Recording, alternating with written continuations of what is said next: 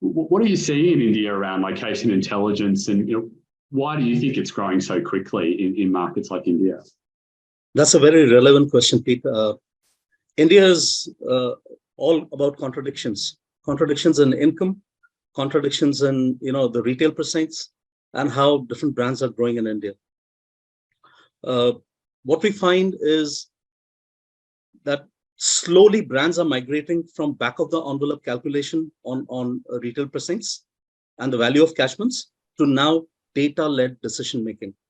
And I would really like to congratulate GapMaps is doing a fantastic job in helping so many local and international brands in understanding how to value and how to look at the value of your catchment, analyze, and then make a decision whether you want to open a store or not. A very particular reason for that all malls in India are not born the same. There are certain malls with a lot of footfalls due to a very good tenancy mix of international brands and local brands. But then there are other malls where there are hardly any footfalls. Second, there is no clear demarcation between high street retail precincts and neighborhood precincts. Many parts of India and many of the cities, you find the neighborhood market is spilling into the high street precincts. 2. 3, cities are not the same. While the tier 1 cities with population of 1 million and above have a particular kind of people with dispensable income, prosperity, etc., the same cannot be said for tier 2 and tier 3 cities. Now, what happens with the international brands and the local brands that I've been interacting with, the moment they get their unit economics correct, that means, let's say if they have 5 stores, 10 stores, and all of them are performing and profitable, that's the time when they want to expand. And if you look at a Go Pizza, which is retailing pizza for 100 rupees, okay, versus a Pizza Hut where you could be buying a pizza for 800,000, whatever, the TG is very, very different for both of these companies, whether it be a burger category, a pizza category, a cafe. Okay, there are coffee which is being retailed for 100 rupees, and there is coffee at Starbucks which is being retailed for 500 rupees. So the TG is different, location analytics and demands are different.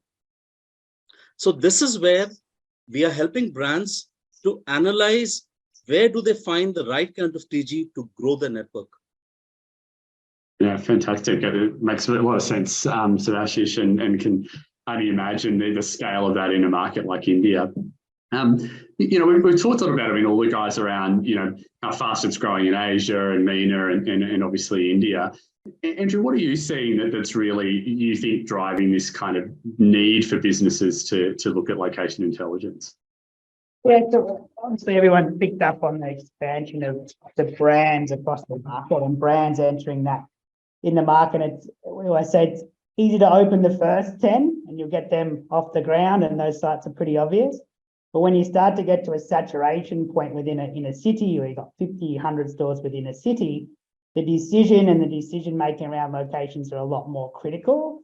So as brands in the first cities they enter start to reach that saturation point, there's a lot more analytics around cannibalization and that really need to be looked at.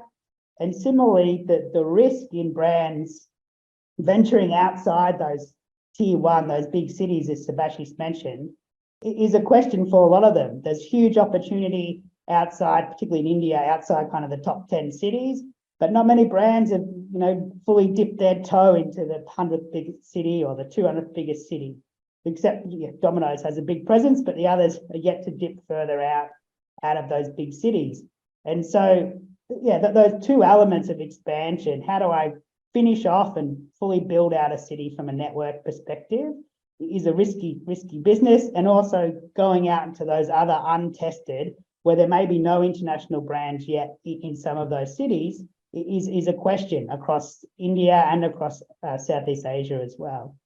The second bit probably driving that expansion from a demand perspective, and from putting my economist hat on, is that although population growth in these markets is only really around the kind of 1% or sub 1% per year, which isn't a huge number. What the change is, you have more people stepping up into the consuming class. So economic growth in a lot of these markets, we're talking 4 or 5% a year or more. And so you've got more and more households that used to live day to day, or their parents used to live kind of day to day and didn't have that discretionary income, that are now moving up the income brackets to a point where they can afford these higher income brands, as Subhashish mentioned. So they can afford the Starbucks, they can afford the major QSR brands, or they can afford the kind of international or national fashion chains.